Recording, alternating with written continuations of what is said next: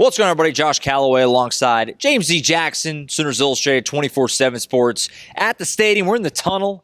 We're trying to stay out of the weather. The weather stayed away for this game, thankfully, but it's moving in now, so we're in kind of an unorthodox spot here. Breaking this thing down a little bit, Oklahoma defeats Maine 59-14 on Saturday, snaps their three-game skid. James, I mean, we knew coming in, right? It's an FCS opponent. We talked about it in the game preview on Friday. You just hope they would come in and just take care of business. Rough start down 7-0 early, and everyone was saying, what the heck's going on here? But after that rough start, they did exactly that, right? Completely dominated. Offense looked as good as it has all year, as you would expect. Defense buckled down after that ugly first drive, and overall a blowout performance, which is what you'd expect against an inferior opponent, obviously coming out of the FCS in Maine. Yeah, I asked Denny Stutzman after the game if the start of this game changed anything for them. He said, actually, no, 11 a.m. was my favorite time to play football. Yeah. And it's crazy because they didn't look like it on their first drive, as you said. OU comes out, gets turned over on that. Well, not turned over now. They had to punt the ball, and then Maine goes down right down the field and scores. And, like, that is not good for OU. You got a little worried for a second. But, as you said, OU found their rhythm. They got back to what they were supposed to be doing and took over this game completely. And most of it was because they could run the ball, Josh. We talked about it. Some of the keys to the game, the players to watch, Javonte Barnes and all that, that was what we thought. And that's what came to fruition in this game right here. Javonte Barnes with a great game, 200 yards plus from him. It was really good from him. Yeah, 100%. We'll start there with the offense. That's where a lot of the attention lies. And again, we talked about it on Friday. You're not going to have this game and come out of it saying, oh, wow, the offense, look, it's fixed. Obviously, they're going back to SEC play next week. Yeah. But at the very least, you wanted to see some progress, and you wanted to just get some good vibes back for these guys. And that's what they did in this game. Like I said, Javonte Barnes, over 200 yards rushing, had a monster day. Saw some other running backs get in the mix there as well. Taylor Tatum, Sam Franklin. Saw Xavier Robinson in this game, trucking over guys. Jackson Arnold had a really good day. He was efficient. 90-yard pass to J.J. Hester. Offensive line, they worked a lot of guys in. A lot of young guys got snaps. We saw Eddie Pierre-Louis get in this game. Isaiah Autry-Den. Kind of the list goes on as far as young guys.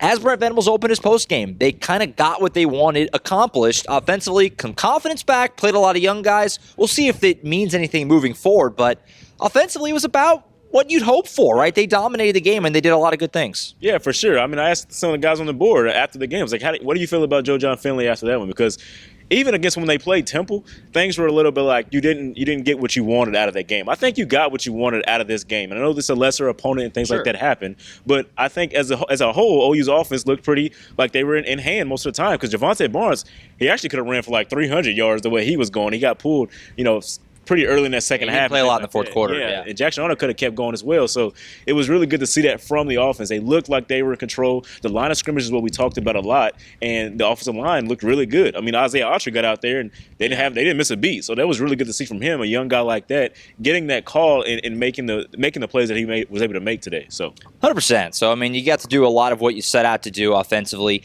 Defensively, we kind of touched on already. Bad start.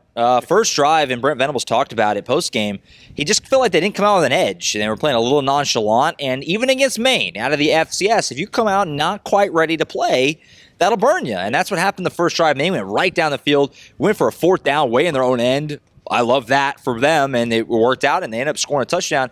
But after that, that was about all Maine got until garbage time right at the very end. Defense locked back down. So not the start you'd want, and that's kind of become a little bit of a trend. I don't know, it seems maybe a little overstated to say it's too much, but it has happened a couple weeks in a row now, kind of bad starts defensively after they were so good at the start of games to begin the year, but they settled it back down after that. So I guess Brent Venables will have enough to work with there to chew out guys and to work on this week in practice, but overall, defense was the defense. A lot of more, they got to play a lot of young guys again, and Robert Spears-Jennings forced a turnover. Good stuff defensively. Yeah, pretty good.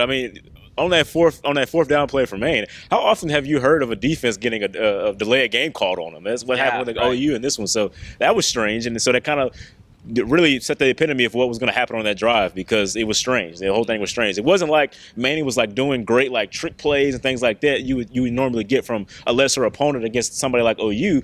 They were really just lining up and beating OU in certain situations, and that was what was scary about it. So the fact that they were able to adjust to that, finally get their rhythm going, it was really good from the defensive side of the ball for sure. And RSJ, man. I talked to him after the game, too. He said he wants to get 7 turnovers this year. And so he's about at 4 or 5 right now. He leads the SEC in fumbles and things like that. So he's been really good. I think he's going to get his goal if he keeps it up. Always feels good when you get the forced fumble and you're the one who recovers it. That was a heck of a play defensively there. So what do you make of the game overall? You know, I mean, Oklahoma, again, it's one of those weird games because, frankly, in a spot like this, you can really only feel worse, right? I mean, it's hard to feel better when you're playing an FCS opponent, but they did a lot of good things. And at the very least, you get some good vibes in this place. That Auburn game we talked about on Friday was a long time ago. Yeah. So just to feel good, have won a game again, you could see some smiles post-game.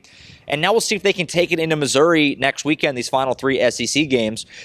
But what do you make of it overall? Do you feel like you can take positives from it, or are you kind of, I don't know, it's Maine, you know what I mean? It's kind of hard to know what to actually take from a game like this. Yeah, I mean, well, typically you play games like this at the beginning of the season to get the rhythm and the confidence, and so that's good for OU, especially the offensive side with JJF, calling plays now as well, to get that rhythm and that confidence. So I think it does help going into a game like against Missouri, who's a little bit down right on themselves as well. Sure. So we'll see what happens with that, because I feel like you can take a lot of good things from this game. Even though it was the opponent that it was, you showed some really, really good things, as you said. Being able to run the ball we've been talking about that for the last 2 years. That's what OU has to be able to do. Right. And to be able to show that for now, 2 games straight, that they can do that against opponents, that's a really good starting ground for them, and they can build off of that. That's what Javonte Barnes said. I think that's the best way to look at it. For sure. And I do think there's something to be just said for, just like I kind of said already, but just confidence, just seeing it happen for a lot of these other, the younger guys who got out there, and just Jackson Arnold having an efficient game. That 90-yard touchdown was fantastic. He scrambled. He bought some time. It was a great just bomb throw down the field. J.J. Hester did a good job. Had a little bit of a bobble, but he held on to it and ended up housing that thing for a 90-yard tutty.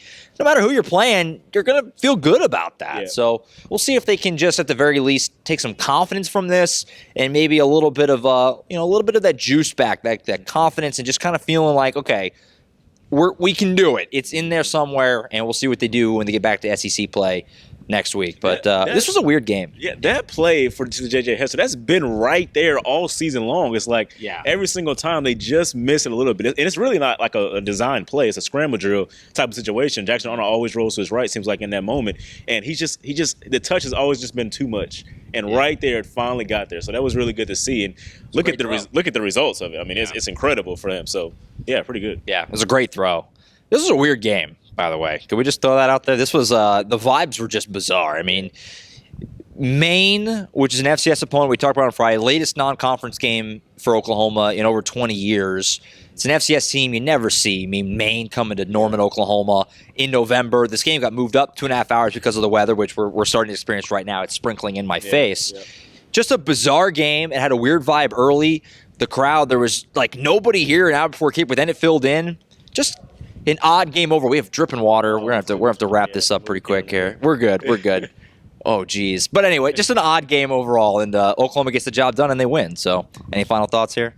I mean, hey, good job on OU getting the win. They're one more win away from a bowl eligibility. And that's that's the goal of the season now. Yeah, pretty much is get 3 more runs at it. Missouri is a game you could probably get if you play well, like you did after the first drive of this game. So let's see what happens with OU and see if they can really build on this performance. It was really good all around from everybody that you thought would be really good. And Coach Brent Venables talked about it. There may be some guys maybe getting back. Maybe we'll see. They have some progress. So we'll see if they actually get back on the field, and that would help out a lot as well. So we'll see what happens. For sure. We'll see where we go from here. Obviously, we just scratched the surface of the post-game podcast. It's just water dripping. The post-game podcast on Monday. We'll wrap this thing all up, pull it apart. We'll also do a little basketball season preview on Monday as well, as that tips off for both the men and the women. So look forward to that on the podcast on Monday. Full post-game reaction, Brent Venables, coordinators, players, all on the YouTube channel. And, of course, full post-game coverage as well from James E. Jackson, Colin Kennedy, Tom Green, all over on the website, Oklahoma.247sports.com. We got to get out of here. That's it for now. For James C. Jackson, I'm Josh Callaway signing off for Norman. Oklahoma takes down Maine 59-14 to snap their 3-game skid.